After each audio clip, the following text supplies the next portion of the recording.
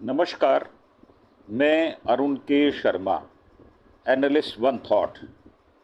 आज बात करेंगे जो प्रयागराज में बाढ़ आई हुई है और प्रशासन मस्त मलंग पड़ा हुआ है, क्योंकि योगी साहब वहाँ के सीएम हैं। अब प्रयागराज में गंगा किनारे बसे हुए 65,000 लोग बेघर हो गए हैं। भूखे प्यासे लोग छतों पर गुजर बसर कर रहे हैं। जिन्होंने घर छोड़े हैं उनके यहाँ चोरियां होनी शुरू हो गई हैं, क्योंकि बुलडोज़र राज है ढोंगी साहब का। तो ढोंगी बड़ी बड़ी बातें तो करेगा, परंतु प्रशासन कैसे चलाना वो उसको नहीं आता। मठ कैसे चलाना, मंदिर कैसे चलाना, गोरखपुर का धाम कैसे चलाना, कावड़ियों पर फूलों की वर्षा कैसे करना, दिवाली पे दिए कैसे लगाना, देव दिवाली कैसे मनाना, ये सब कुछ आता है। क्योंकि इसमें जो पैसा खर्चा होता है उसमें घाल मेल किया जा सकता है, और वो घाल मेल गोरखपुर धाम में काम आता है। तो ये जो है बाढ़ के पानी ने हमें बेघर कर दिया। रोज कमाने और रोज खाने वाले लोग हैं, कुछ खाने को बचा नहीं है। 3 दिन से भूखे हैं। कुछ लोग नाव पर खाने का पैकेट लेकर आए, तब जान में जान आई। तो यह कलाई खुल रही है ढोंगी महाराज की। भगवे कपड़े पहनकर लोगों को ठगना। या आप अगर सीखना चाहते हो तो अजय सिंह बिष्ट के पास चले जाओ। गंगा नदी शहर के जिन 15 मोहल्लों में दाखिल हो चुकी है, वहीं पर हमारी मुलाकात जो रिपोर्टर हैं वो कह रहे हैं कि धर्मराज सोई व किराए के मकान में फंसे थे। वे मकान जिन लोगों का था वो अपने रिश्तेदारों के घर शिफ्ट हो चुके हैं। प्रयागराज में गंगा यमुना का पानी 15 दिन पहले शहर के अंदर दाखिल हुआ था। 7 दिनों से गंगा और यमुना डेंजर लेवल से ऊपर बह रही है। गंगा से सटे 15 मोहल्ले ऐसे हैं जहां घरों के ग्राउंड फ्लोर डूबे हुए हैं। लोग पहली और दूसरी मंजिलों पर सामान के साथ शिफ्ट हो चुके हैं। करीब 5 लाख लोग बाढ़ के पानी के बीच फंसे हैं। ऐसे में घरों में खाने पीने के सामान की स्टोरेज भी खत्म होने लगी है। घर का स्टॉक खाने पीने का समाप्त हो गया है। गुजर बसर के लिए लोग छतों पर बसेरा किए, उन्हें बारिश परेशान कर रही है। और प्रयागराज के जो ये मोहल्ले हैं वहाँ पर अगर आप कोई पहुँचे तो वो देखे तो नज़ारा साफ नजर आएगा। तो 5 लाख की आबादी बाढ़ के पानी से घिरी पड़ी है। गंगा यमुना नदियाँ डेंजर पॉइंट से ऊपर बह रही हैं, और जो लेवल है वाटर का वो 85.79 और 84.738 मीटर है। और गंगा यमुना का पानी 290 गांव मोहल्लों में पहुंच चुका है। 65,000 लोग बेघर हो चुके हैं। राहत शिविर में 9,470 लोगों ने शरण ली है। बाढ़ में फंसे लोगों की मदद के लिए एक 323 नावें और मोटर बोट लगाई गई हैं। गांव में खाने के पैकेट और लई चना भिजवाया जा रहा है। 8,000 घरों में बिजली आपूर्ति बंद कर दी गई है ताकि करंट ना फैल जाए, इसलिए बंद की गई है। और हमारे योगी साहब मस्त पड़े हैं धतूरा खा के धर्म का, और नाव पर छात्र चिल्ला रहे हैं ख्याल रखिए क्योंकि चोरियां हो रही हैं। हमारे सफ़र की शुरुआत छोटा बागड़ा एरिया से हुई। जब वहां पहुंचे तो एक नाव पर सवार लड़के जोर जोर से चिल्ला रहे थे, चिंता मत करिए, हम लोग आपके साथ हैं, घरों का ख्याल रखिए क्योंकि चोरियां हो रही हैं। हमारी टीम भी इसी नाव पर सवार हो गई। हमने पूछा अनाउंसमेंट करके लोगों को अवेयर करने की जरूरत क्यों पड़ रही है, तो रजत सिंह ने बताया अब खाली घरों में चोरियां हो रही हैं। चोर नाव पर आ रहे हैं, वो लोग ताले तोड़कर नाव पर ही सामान चोरी करके ले जा रहे हैं। जो घर बचे हैं उनकी सुरक्षा के लिए हम लोग एक्टिव हुए हैं। उनकी सुरक्षा के लिए तो ये DLD स्टूडेंट हैं, प्रयागराज में रहकर पढ़ते हैं, बाढ़ में फंसे लोगों की मदद कर रहे हैं और सब अपने निजी खर्चे पर कर रहे हैं, कोई मदद नहीं मिल रही, भावना में कर रहे हैं। तो छात्रों की टोलियां जो हैं वो नाव पर हैं और अलग अलग इलाकों में अनाउंसमेंट कर रही हैं। बाढ़ में फंसे परिवारों को पीने लायक पानी नहीं मिल रहा। दूसरे छात्र राहुल पांडे बताते हैं कि अभी हम छोटा बागड़ा, सलोरी, नागवासुकी, राजापुर, बेला कछार में नाव के जरिए पहुंच रहे हैं। लोगों को बाढ़ में पीने का साफ पानी नहीं मिल रहा। दिन का वक्त तो फिर भी ठीक है, मगर रात में बिजली नहीं होने से हादसों का डर बना रहता है। फिर पूछा उनसे कि लोग राहत शिविर में क्यों नहीं जा रहे, तो वो कहते हैं दरअसल खाली घरों में चोरियां होती हैं, इसलिए लोग घर नहीं छोड़ रहे, क्योंकि बाढ़ के पानी में लोग अपना सामान लेकर नहीं जा सकते। और ये 2-3 वीडियो हैं यहाँ जो दिखाई गई हैं। सामाजिक संस्थाएं खाने का पैकेट लेकर घरों में फंसे लोगों को खाने पीने की सामग्री पहुंचा रही है। प्रशासन की तरफ से कुछ नहीं मिल रहा। तो राधा सुरेमन बोले हैं कि परिवार को राहत शिविर भेजा है। नाव से चलते हुए हम एक घर तक पहुंचे। यहाँ छत पर राधा और उनके पति सुरेमन मिले। छत से नीचे सीढ़ी लगाई गई थी जो आधी से ज़्यादा डूबी हुई थी। उन्होंने बताया कि बाढ़ आने के बाद हम अपने मकान के ऊपरी हिस्से में ही शरणार्थी की तरह रह रहे हैं। राधा कहती है सामान ऊपर की मंजिल पर शिफ्ट करते करते ही बाढ़ का पानी अंदर घुस आया था। पहली मंजिल तक पानी ही पानी है। गृहस्थी का सामान छत पर बांध कर रखा गया है। घर इसलिए नहीं छोड़ रहे क्योंकि चोरियां बहुत ज़्यादा हो रही हैं। हमारे परिवार में और लोग भी थे, उन्हें राहत शिविर में भेजा गया है। हम सुरक्षा के लिए यही बने हुए हैं। वो लोग रोज खाना और साफ पानी यहाँ तक लाते हैं, वरना हम भूखे मर जाएं। तो यह परिस्थिति है प्रयागराज की, जो कि कहते हैं कि होली सिटी है, भगवान का घर है। तो छत पर रह रहे राधा और सुरेमन के मुताबिक उनके परिवार के लोग यहाँ खाना भेज रहे हैं, प्रशासन नहीं भेज रहा। तो लोग बोले मोबाइल 15 दिन बैकअप वाले लाए हैं। यहाँ से थोड़ा आगे बढ़ने पर श्याम जी का परिवार मिला। वह भी घर की पहली मंजिल पर थे। उनके घर के बच्चे टेरिस पर खेल रहे थे। हमने पूछा क्या मदद मिल रही है। उन्होंने कहा प्रशासन की तरफ से ज़्यादा कुछ नहीं है, बस प्राइवेट संस्था वाले आते हैं, खाने के पैकेट दे जाते हैं, उसी से गुजारा बसर हो रहा है, हो जाता है। नहीं तो हमारे परिवार वाले ही खाना लेकर नाव पर आते हैं। ऐसे मोबाइल खरीद कर लाए हैं जिसमें बैटरी बैकअप 15 दिन का है। अब ये भी खर्चा बर्दाश्त करना पड़ रहा है। तो पहली मंजिल पर परिवार रह रहा है। दिन तो कट जाते हैं मगर रातें नहीं कटती, क्योंकि बिजली कटी हुई है। घरों में सांप घुसे हैं, घरों में दहशत। लोगों ने बताया कि सब जगह तो गंगा का पानी है। कॉलोनियों में 1 मंजिल से लेकर 2 मंजिल तक मकान डूबे हुए हैं। पानी में जीव जंतु भी नजर आते हैं। छोटा बागड़ा के कई घरों में पानी के रास्ते सांप घुस गए हैं। इन घरों में छत पर बसेरा जमाए परिवार नीचे के हिस्से में सांप देखकर डरे हुए हैं। सांपों के चक्कर में कई परिवार सामान छोड़कर पानी के रास्ते ही नाव से निकल गए। उन्हें लगा कि सांप घर के निचले इलाकों में है तो छत पर भी चैन से नहीं सो सकेंगे।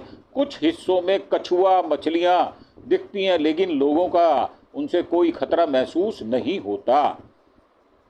एरिया में ऊंचाई पर लगे ट्रांसफार्मर भी डूबे हुए हैं।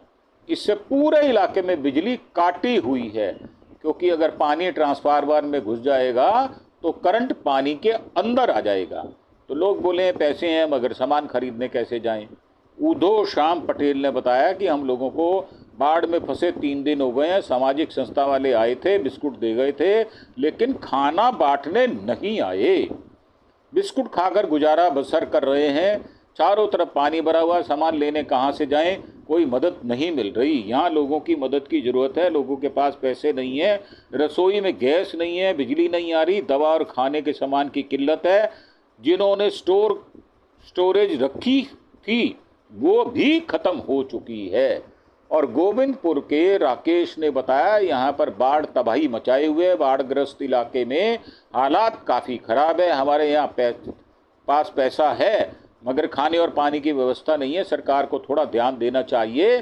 जो बाढ़ प्रभावित इलाकों में रह रहे हैं, सरकार को उनके लिए व्यवस्था करनी चाहिए। तो बाढ़ में फंसे रिश्तेदारों को खुद अपनी मदद करनी है। लोग बहुत हिम्मत से इन घरों में रह रहे हैं। सिर्फ अपने सामान की सिक्योरिटी के लिए लोग शिफ्ट हो सकते थे, वो तो कब के चले गए हैं। ये धर्मराज है जिन्होंने सबसे पहले मुलाकात की और उनका कहना है कि गरीब लोगों के लिए दिक्कत बढ़ी हुई है, कोई देखने सुनने वाला है नहीं। प्रशासन थोथा चना बाजे घना सिद्ध हो रहा है। और मोदी साहब तो, योगी साहब तो बड़बोले आदमी हैं। जितनी मर्जी बकवास करा लो इन दो आदमियों से। और योगी वैसे भी कहते हैं कटोगे तो बटोगे, एक रहोगे तो नेक रहोगे। अब तो सारे एक हैं भाई। भगवाधारी कुछ तो पहुंचा दे, या भांग खाकर सो रहा है तू। तो 2 मंजिल तक डूबे घर, डूबे हुए सांप घरों में तो छतों पर बसेरा है। प्रयागराज में बाढ़ के भयावह हालात बरकरार हैं। शहर के 15 मोहल्लों में 1 से लेकर 2 मंजिलों तक पानी भरा पड़ा है। शहरी इलाकों में करीब 100 से अधिक नावें चल रही हैं। इसके अलावा एनडीआरएफ, एसडीआरएफ, जल पुलिस, बाढ़ नियंत्रण की टीमें रेस्क्यू में जुटी हुई हैं। 3 लाख प्रतियोगी छात्र रूम, लॉन्ज, हॉस्टल छोड़ गए हैं। 10,000 परिवार घर छोड़े हैं। कई हजार परिवार 2 मंजिलों से सामान समेटकर छत पर बसेरा कर रहे हैं। रजत सिंह कहते हैं कि हम उन लोगों के बीच ही रहते आए हैं, अब ये मुसीबत में हैं, इसलिए हम मदद के लिए दौड़ भाग कर रहे हैं। बाढ़ के पानी में डूबने से हो रही लोगों की मौत, वहीं बाढ़ के पानी में हादसे होने लगे हैं। अशोकनगर नवादा में रहने वाले अशोक कुशवाहा बाढ़ के पानी के बीच सामान लेने निकले थे। एक जगह उन्हें गड्ढे की गहराई का अंदाज़ा नहीं हुआ, वह गिरे तो पानी में डूब गए, इससे उनकी मौत हो गई है। घर वाले उनका इंतजार ही करते रह गए। दूसरा हादसा करेली में हुआ। गड्ढा कॉलोनी इलाके में रहने वाला मोहम्मद अकरम मजदूरी करके अपने परिवार का भरण पोषण करता था। परिवार में भाई बहन, उसकी पत्नी रिजवाना हैं। परिवार वालों ने बताया गड्ढा कॉलोनी में पिछले कई दिनों से बाढ़ से प्रभावित है। यहाँ के लोग किसी तरह गुजर बसर कर रहे हैं। लोगों को घर का जरूरी सामान लेने के लिए नाव का सहारा लेना पड़ रहा है। 5 अगस्त को मोहम्मद अकरम भी नाव से सामान लेने के लिए घर से निकला था। वह पहले अपने भाई के घर गया और उनसे कुछ रुपए लिए। इसके बाद वह सामान लेकर नाव से घर लौटने लगा, लेकिन घर नहीं पहुंचा। कई घंटे तक घर नहीं पहुंचने पर परिवार वाले देर रात उन्होंने पुलिस को सूचना दी। 6 अगस्त को यमुना नदी का जलस्तर कम होने पर अकरम का शव घर से थोड़ी दूर पानी में तैरता दिखाई दिया। तो ये हालात हैं।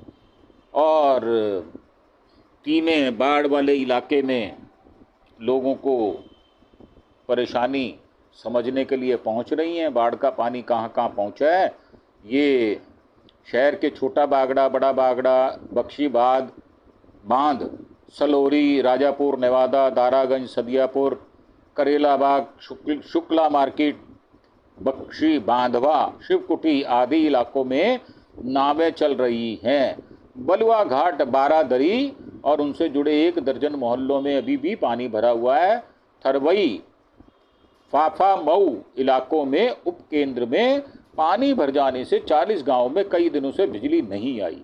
गंगा पार और यमुना पार के नैनी, अरेल, यमुना ब्रिज, छतनाग, बारदा, सुन्नौटी, झूसी, गारापुर, पूर्वा, पूरा सूरदास, कजरिया, ढोला, बाजवा, कोहाना, मुंशी का पूरा, विश्वकर्मा मार्केट, फाफा मऊ, मनसईता, बहमुलपुर, नवाबगंज आदि गांवों में पानी भरा हुआ है। बाहर और देहात क्षेत्रों में बनाए गए राहत शिविरों में करीब 10,000 लोग पनाह लिए हुए हैं। रेस्क्यू टीम हर रोज 2 से 3 हजार लोगों को राहत शिविरों में पहुंचा रही है। शहर के जिन इलाकों में पानी भरा है वहां ज़्यादातर प्रतियोगी छात्रों का गढ़ है। ये छात्र घर छोड़ चुके हैं।